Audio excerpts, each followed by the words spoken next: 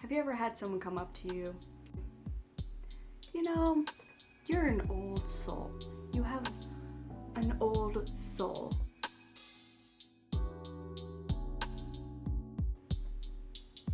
Did you just insult me? You just called me old. And I'm not old. And then the person's like, no, I don't mean it.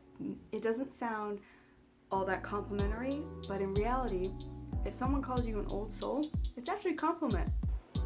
So, what is an old soul exactly? Glad you asked, because I did some research on it. And I wrote it down because I'm gonna forget. Let's be real here. Okay, so an old soul are, according to what I researched, is a person or people who have assessed a great deal of experience and development throughout the course of their soul journey, which I believe just means life, right? Soul journey, life, yeah. Also, they said that usually these people, old souls, are considered wiser beyond their years. They are deeply spiritual and don't quite fit into society the way most people do. Their values, outlook, and motivations are influenced by acquired wisdom of their lifetime. So basically what I got from this was that if you're considered an old soul, it means throughout your life, you've always been kind of a little more wise in your actions and what you do according to what you've experienced. So if you've been through a lot of crud in your life, usually you're a little wiser and smarter than the average person in the way you developed and toned in your thought process and how you do things. So, what are some characteristics besides people being like, oh, you're a little wiser than usual? What are other characteristics? Okay, so characteristics. Number 1, you know where you came from and you know where you're going. I read that and was like, well, okay, I can get that. So I think what it means is you may have come from, depending on what background you're from, you realize where you came from. You could have came from a really broken family or a very happy family, and now you know where you're going from there. You started at the bottom and you know you want to go up top. You don't want to stay at the same level. You're like, no, I know where I started and I'm going up there. Number 2 is you don't conform. At first I was like, well, I mean, a little bit, because it depends on what you mean to conform to. Now, if it's something like rules or like, of course, state law, things like that, I'm not going to break that. I'm going to do my best to stay within the lines and be a good citizen. But if it's something on a more personal level that I believe is wrong, I'm not going to conform to everyone else. If I think it's wrong, I'm not going to conform. No. Number 3 is you're the calm in the storm. That is so true. So true. I have been, not just me personally, but I've noticed when certain things go wrong, who are the calmest people in the room?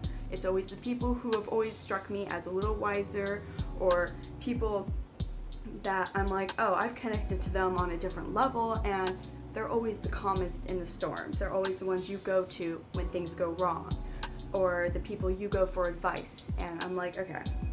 So yeah, I was like, okay, that makes sense. And like for me personally, when I'm with my friends and things go horribly wrong, which usually doesn't, but if something breaks and drama breaks out, I'm usually the calmest one.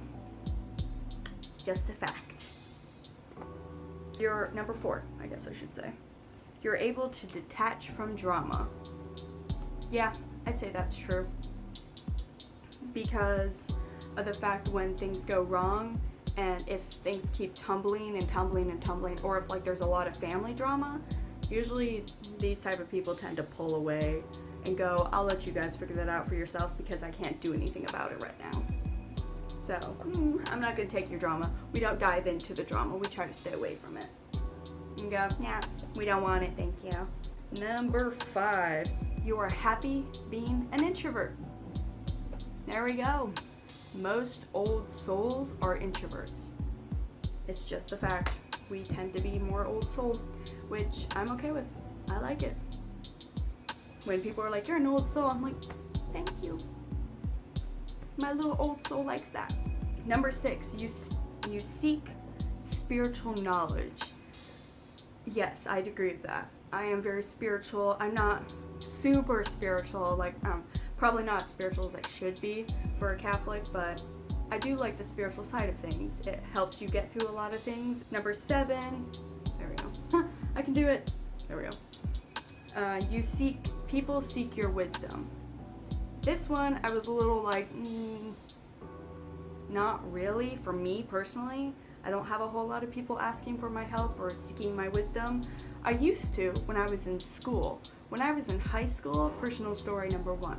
When I was in high school, I had a couple friends. I had very close-knit friends. I didn't have a lot of friends. I had a couple.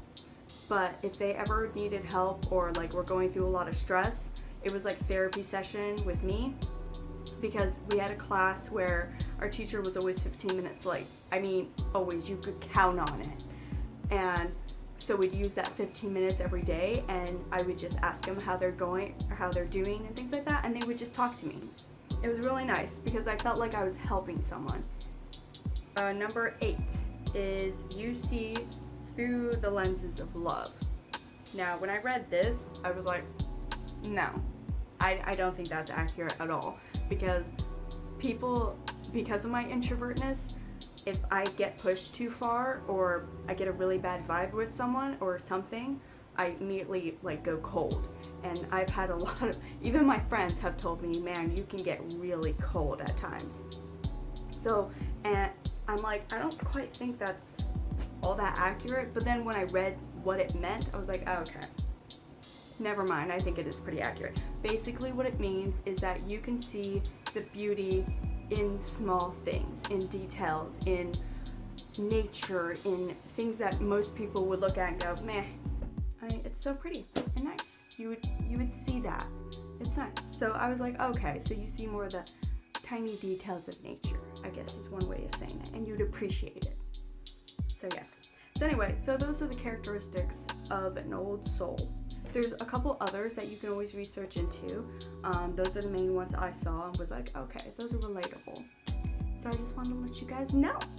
So when someone calls you an old soul next time, trust me, it's a compliment. It's not an insult. It's a good thing.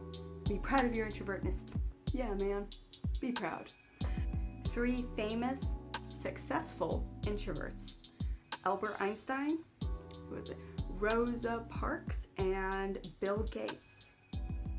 Oh yeah, man. Successful people. And they were all introverts. So, take it easy, everyone. This is Celia, Introvert Unleashed, signing off for tonight, and I will see you all in my next video. See you later. Bye.